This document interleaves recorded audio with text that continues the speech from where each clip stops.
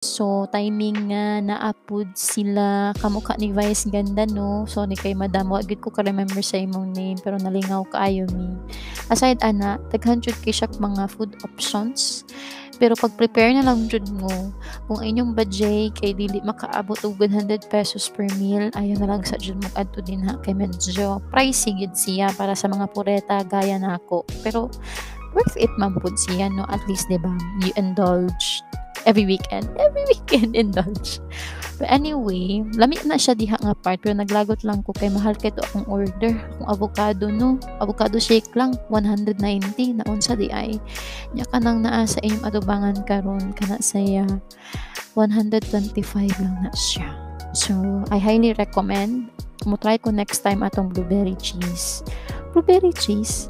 Ambot asa naman ni wa na ko kabalo pero taas naman ni siya so ikaw na bahala edit diyan.